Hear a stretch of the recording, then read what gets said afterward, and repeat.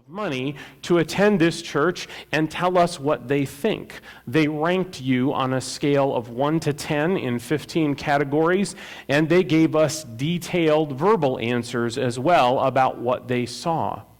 We have all of that. It's over 100 pages of material. D, we did interviews with the pastor and ministry team leaders all day Friday. E, we had a focus group with members of the congregation.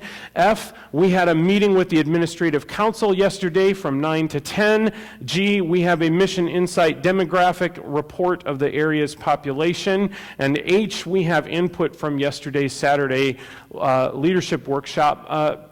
Did we leave those in the welcome area? Are they still on the wall? Okay, we have gathered those, all of your input from that. And our prayer is that God will use this assessment, experience, and consultation report to help Christ UMC more effectively make disciples of Jesus Christ for the transformation of the community and the world. Here are the 5 strategic strengths that we consider as a team. Number 1, this is a mission field ripe unto harvest. According to the leadership self-assessment, Westfield was voted the best town in Indiana in 2013. The 5th best town in the Midwest and the 18th best town, which makes this a destination community in which to live. The current population of Westfield is over 33,000, an explosive growth of 259% since 2001, with a median age of 36 years. The vision of the mayor for a family-oriented, community-sharing city with a revitalized downtown is one which the church's ministry could emulate. Folks, you are smack dab in the middle of the most thriving mission field in the state of Indiana. And people are beating a path to your doorstep. It's a huge opportunity. Number 2, it is a friendly, hospitable congregation. One of the strengths of Christ UMC is the friendliness and hospitality that they show to newcomers and their church family. The consultation team affirms the efforts of the newcomer ministry area. The greeters, the welcome center, the gift bag, the follow-up phone calls, and efforts to help people get connected to small groups for spiritual growth and care are excellent ways to help people get connected with Christ and the congregation. In the leadership interviews, the consultation team heard several people say that their first visit to this church, they stayed because of the warmth and friendliness of the people. Those interviews also expressed their appreciation for how the members of this church care for and support one another. The mystery guest worshipers, that's those paid secret shoppers, shows that the mystery guests rated this church very high in all categories related to friendliness and hospitality. One guest even said the hospitality was top-notch. I felt the love coming in right away. Even the consultation team experienced this church's hospitality. On Friday night, as team members were getting out of their car, they were greeted by a couple in the parking lot. The team was blessed that they took the initiative to say hi and introduce themselves. You are friendly, hospitable, in ways that are far beyond average and far more novel than you might think for a United Methodist Church. You do an outstanding job. Number 3, strong small groups. Small groups have been launched with excellent success in recent years. The church's leadership reports that 80% of the active congregation is engaged in a small group. Small groups including Bible studies, Sunday school classes, and other gatherings of people such as choir, praise team, handbell choir, have become a significant way to provide care, belonging, connection, community, and spiritual growth. They connect to the biblical base that is a foundation to this church. The Story, which was a church-wide program that has involved 150 people of all ages. These small groups are an important strength to continue to build upon and a key strategy for continuing to reach and connect newcomers with the church. The small group ministry provides significant opportunity for future and expanded ministry.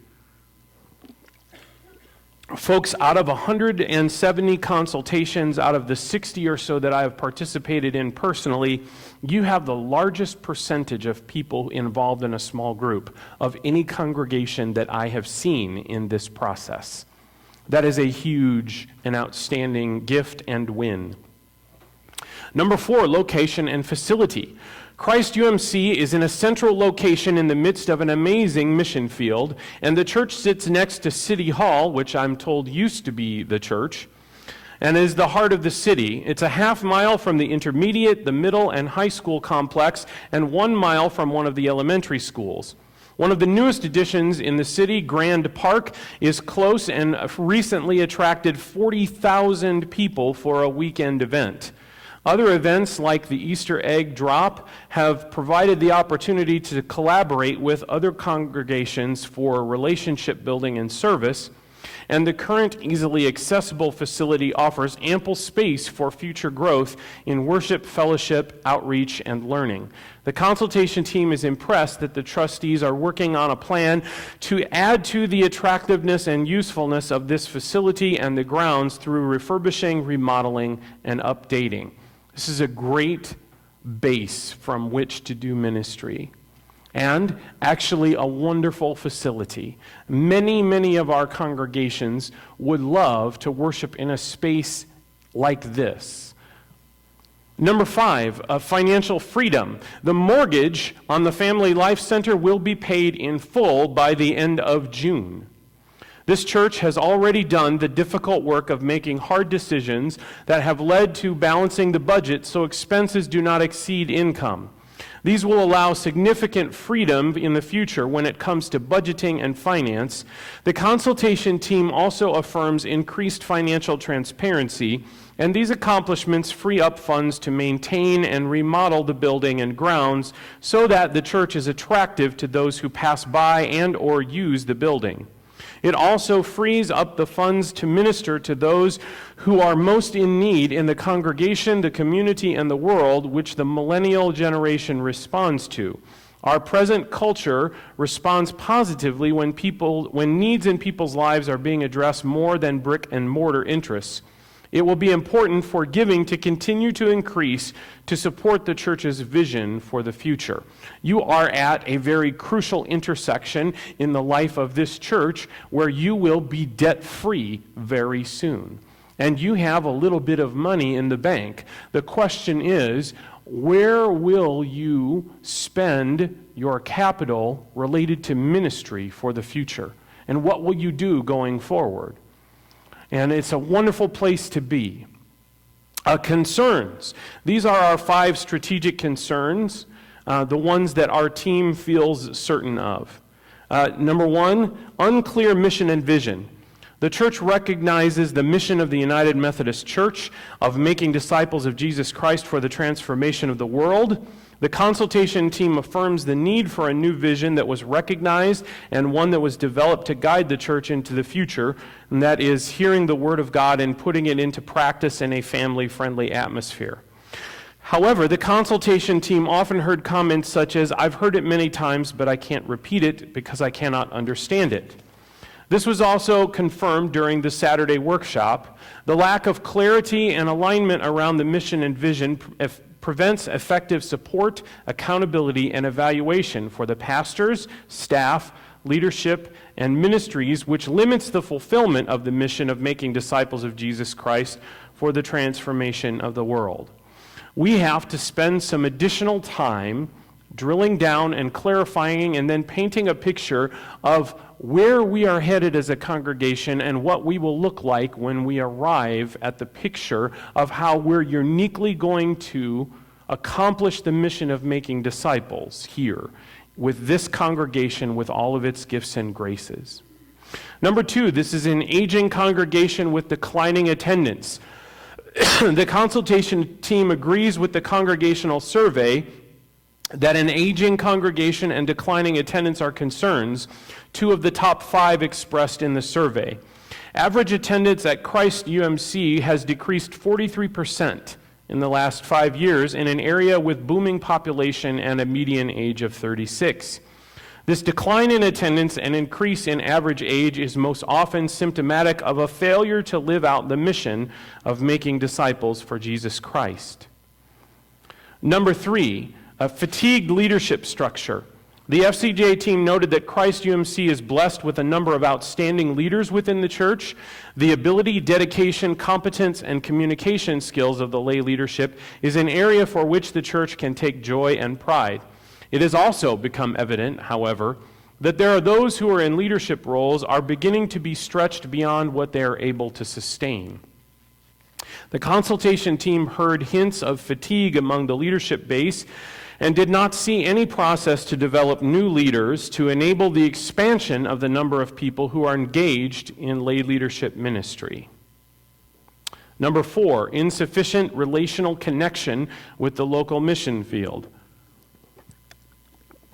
The consultation team affirms the mission efforts of the church, which include Open Doors Food Pantry, Heart and Soul Medical Clinic, mission trips to Redbird and Liberia, and the various fundraising efforts to support missions locally and around the world. However, these efforts are not connecting people to Christ or to this church in a consistent, relational, and transforming way. The consultation team discovered that only a few persons are involved hands-on in the Open Doors Food Pantry and Heart and Soul Medical Clinic. The church's missional engagement will require establishing relationships that become bridges for demonstrating the love of Jesus Christ in a personal and transforming way that also helps connect those served to Christ and this church. Imagine if the church was giving the same kind of energy current being given to preaching in small groups to also reaching the community in engagement and service and connection. Number 5, unresolved conflict. The congregational survey identified unresolved conflict as one of the top 5 concerns of the church. This was confirmed by the leadership interviews and the administrative council focus group. The consultation team heard repeated stories and examples of how this has negatively impacted the congregation and caused fractions and divisions that continue to linger below the surface and cause decline. Conflicts and divisions create distraction from the mission and vision. Now, some of you may be sitting here and say, well, we felt like we kind of got a preview of all of the first 4 yesterday, and we might have identified them, but we didn't hear much about number 5, and I want to be very candid with you. In leadership interviews especially, many people kind of did one of these when they talked about conflicts. Well, I said I wasn't going to say this, but we've had trouble with this. And that's led to faction X and faction Z. And we all know it, and I chose as the leader not to manifest it in a workshop yesterday, lest there be a stampede of people grabbing torch and pitchfork, which occasionally can happen. But you know it. You're aware of it. And we think it's time to address it in a loving and Christ-like manner and to help you move on, and we want to do that. Now, the third section will go exactly as we promised yesterday, and I want to note something. Every single ministry action plan corresponds to the concern number that it addresses. So, concern number 1 is addressed by ministry action plan number 1, and concern number 4 is addressed by ministry action plan number 4, and so on. And here are the ministry action plans. In order to address the above concerns, the consultation team recommends the following plan for Christ UMC. Required of all FCJ churches, so these are things that are not unique to this congregation. A, the congregation understands that the day this consultation report is accepted, this congregation will adopt the United Methodist Church's mission to make disciples of Jesus Christ for the transformation of the world. B, in order to prepare the congregation's hearts to be unified with this mission, the congregation will enter into a season of prayerful reflection.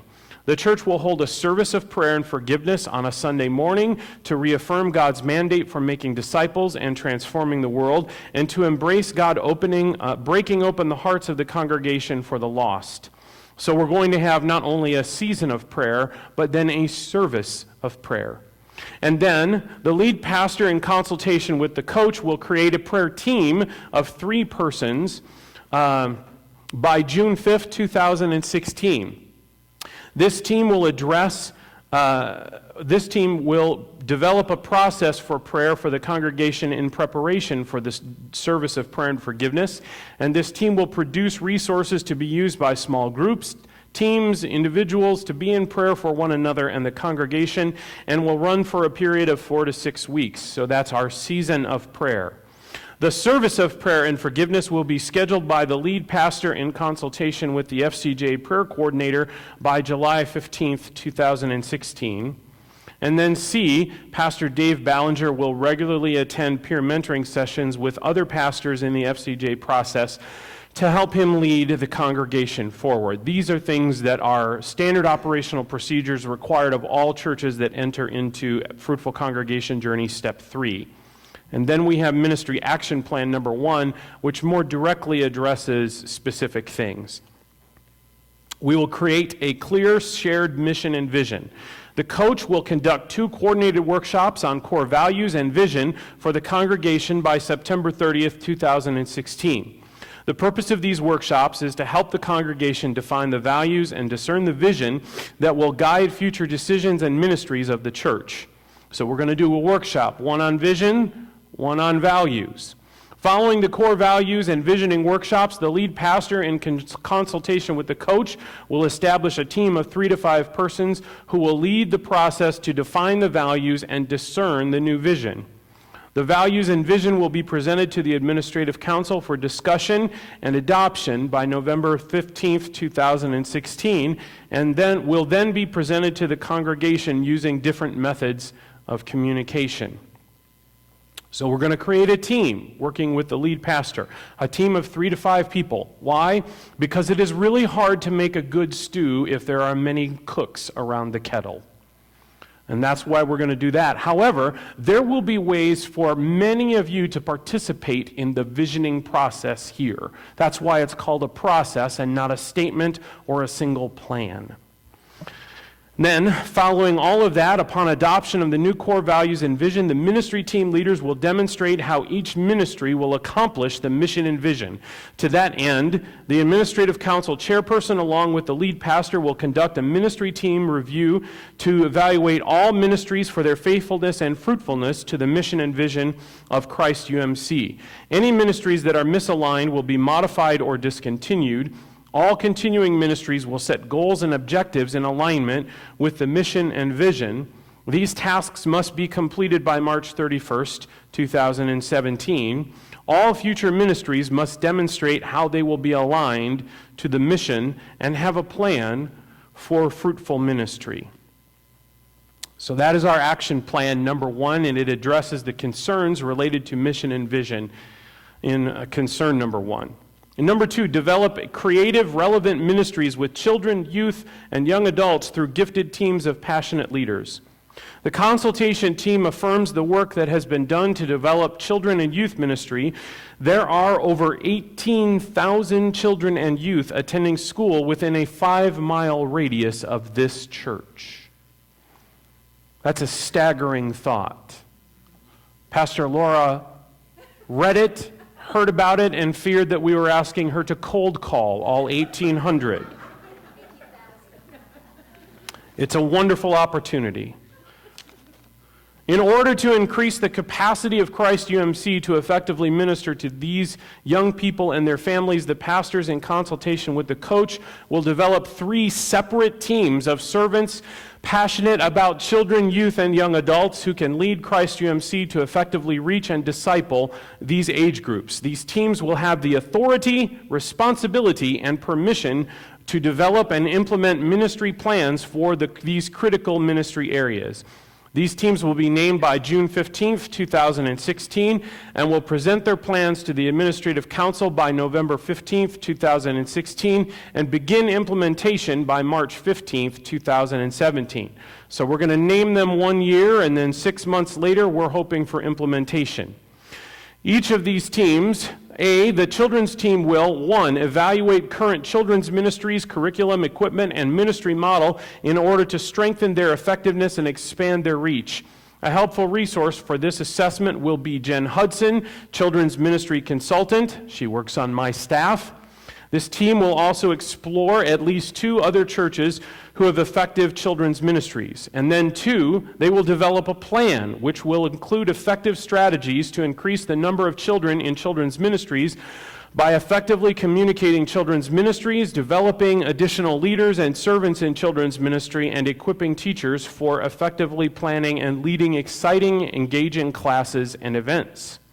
B, the youth team will evaluate current youth ministries, including curriculum, equipment, and ministry model, in order to strengthen their effectiveness and expand their reach.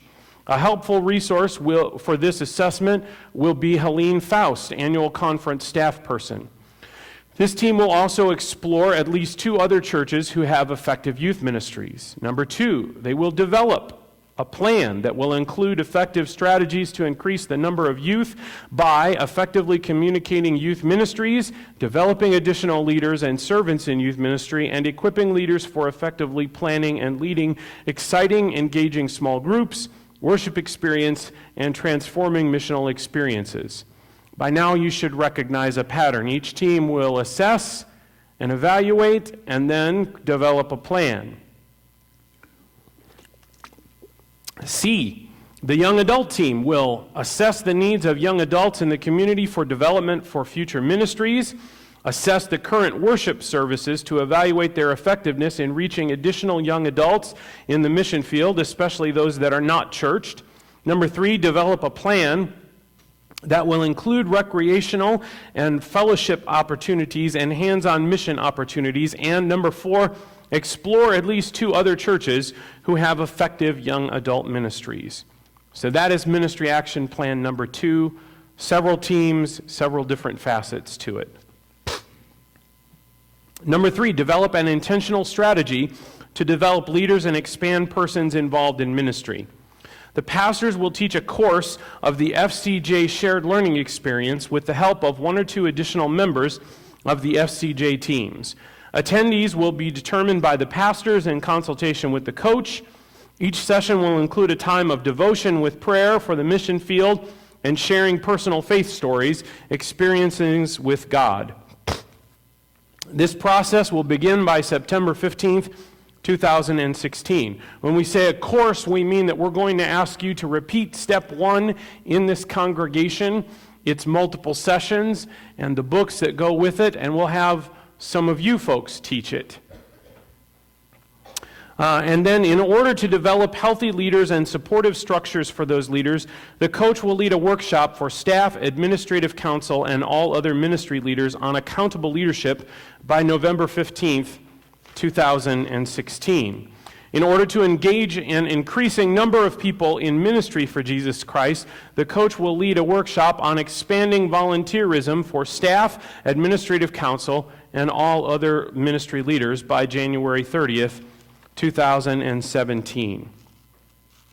So we're urging you to create a leadership development process that helps you identify and recruit and train and equip people to lead the work of ministry here, so that we can get beyond the 20% that do perhaps 80% of the work around here and get past the fatigue that we talked about in the third concern. Number 4, developing a relational connection with the mission field. The associate pastor, in consultation with the coach, will lead and name a relational outreach team of at least 3 people who will have their first meeting by October 15th, 2016. This team will develop a process of relational connection for each team involved in community mission ministries to be completed by May 31st, 2017. The relational team will then have a member of the team guide and equip each community mission ministry to identify, welcome, and connect relationally with those persons in attendance that are not currently connected to Christ UMC. An exciting possibility for this is your own preschool. And we will utilize small groups to be involved in at least every other month in an ongoing community mission ministry, so that could be a powerful and effective way of dramatically increasing the relational missional presence of Christ UMC in the local mission field. That may sound like a lot of bureaucraties, so let me break it down. We're not suggesting that Dan create a more beefed up missions committee and create 20 new missional activities here in Westfield within the next year or two. We're suggesting that the delivery method for holding missional activities in the Westfield community from Christ United Methodist Church become small groups. That your small groups find mission projects that are in their wheelhouse, maybe the golf course for some of you, projects that allow you to have relational opportunities, to do the kind of relational evangelism that I talked about in the message today. We have to get beyond writing a check, giving out clothes, giving out medicine, and giving out food, and get to the place where we build relationships with those people. We have to get beyond the transactional to the transformational. And you guys can do it. Number 5, this corresponds with the conflict that was spoken of in concern number 5, a healthy, clear, and unifying communication. The lead pastor, in consultation with the coach, will create a healing team of a minimum of 3 people by July 31st, 2016. This team will identify additional steps that will be helpful to heal from unresolved conflict experienced by the congregation. This team will make recommendations to the Administrative Council by September 1st, 2016, and will implement the plan following their approval. This will be your plan that you come up with. By January 31st, 2017, the lead pastor in consultation will meet with the Administrative Council, Staff Parish Relations Committee, and staff to develop a behavior and a communication covenant. The coach will also clarify that this leadership team is a process for support and accountability to this covenant based on Matthew 18.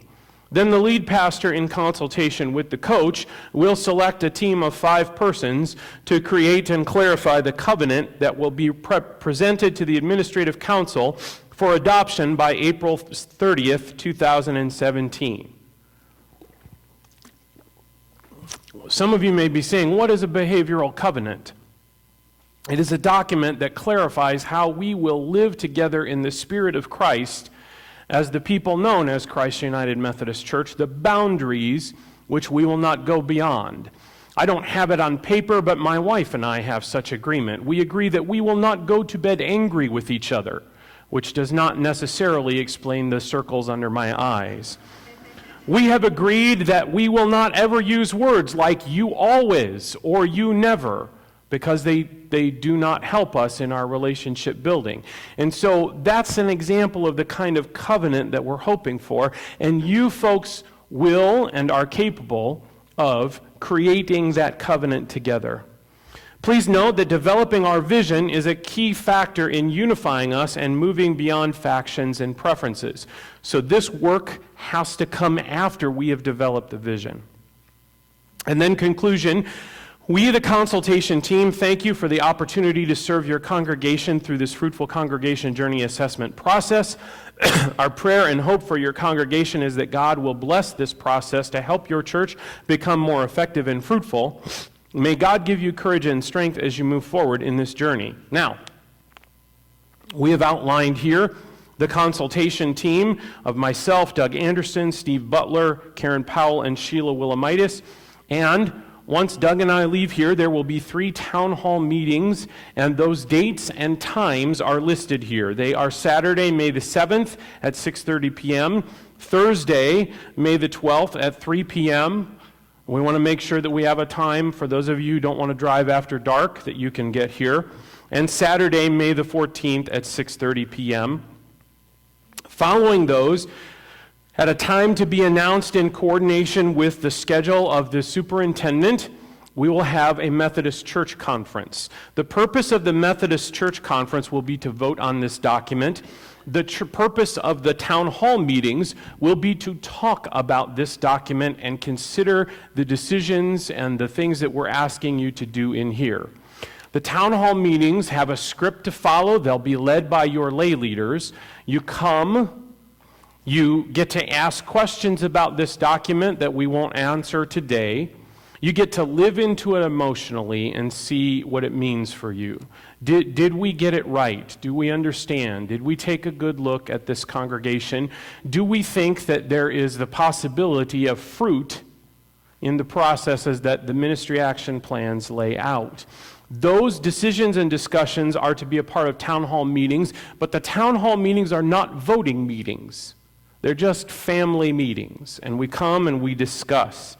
The church conference is to vote on this document. And I have some frequently asked questions that people have about the church conference. Who can vote?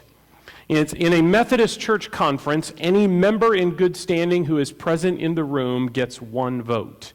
You cannot vote through email. You cannot send your vote through a proxy with a friend of yours.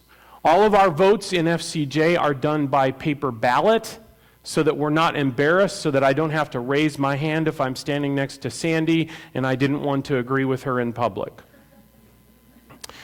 And the rules about who can vote, those are rules that are particular to Methodist Church Conference, not for FCJ, but from the Book of Discipline. So we didn't create those.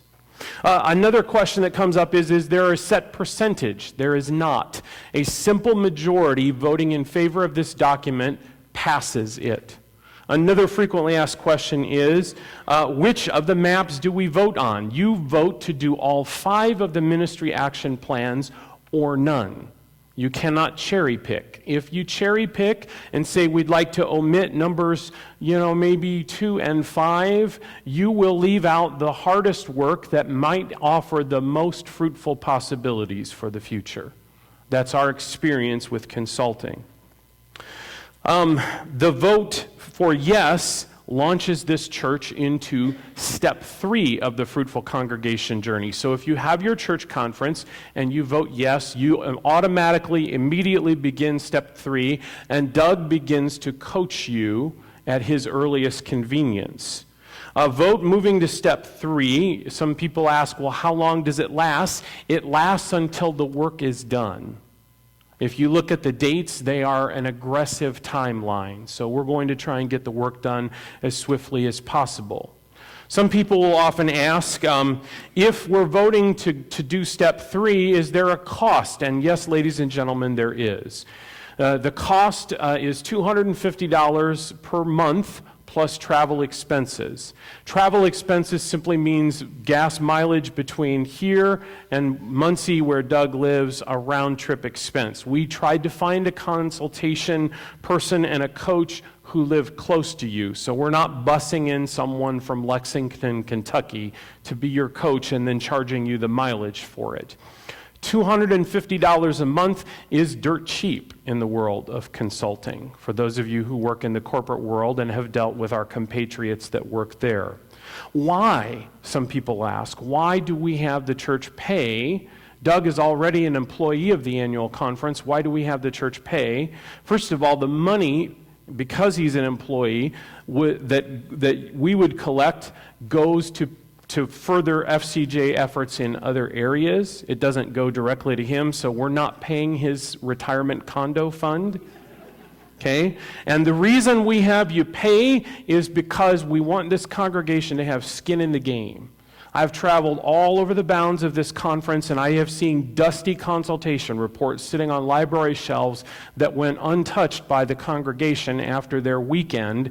And the running theme for why they didn't follow up was we didn't have any investment.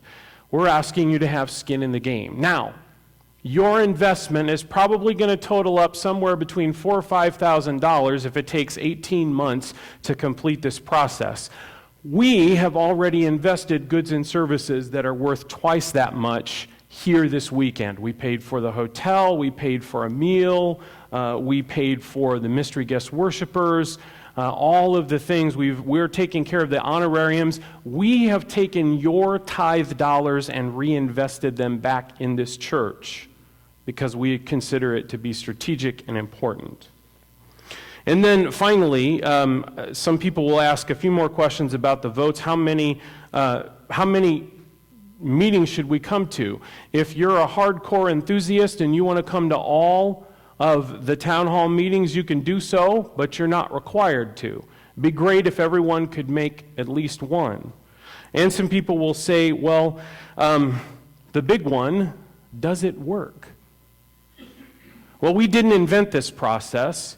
This process was one that we purchased and then were mentored in by folks from the Missouri Conference. They've been doing it for nearly a decade. They're experiencing significant turnaround as a conference, and their churches are beginning to grow and be more fruitful and vibrant. They didn't create the process. They were mentored in how to do it by a group of Baptists from the American Baptist Church of the West. They've been doing it for nearly 20 years.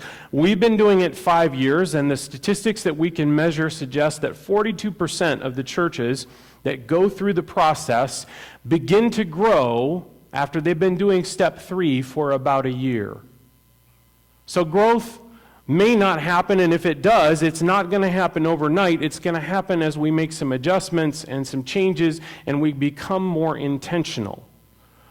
42% may not sound exciting and outstanding, but it's really a good impact in the world of consulting for churches. 79% of our congregations in Indiana are not growing at all for any reason and in any way. You may ask, well, which are the congregations that have done the best with this process? The congregations that do the best with FCJ are the ones that are all in. They're invested. They give everything. They give the best first fruits of themselves, both of their time and their treasure and their talent. The ones that don't do well, the 58% that didn't experience a growth or haven't experienced it yet, many of them treated this document as a checklist. And they said, oh, well, we did that, and we did that.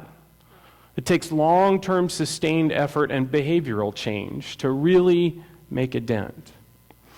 So that's what I have to share with you.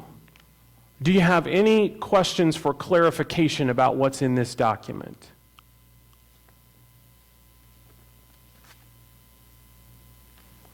Well, hearing none, I do want to dismiss you to have lunch.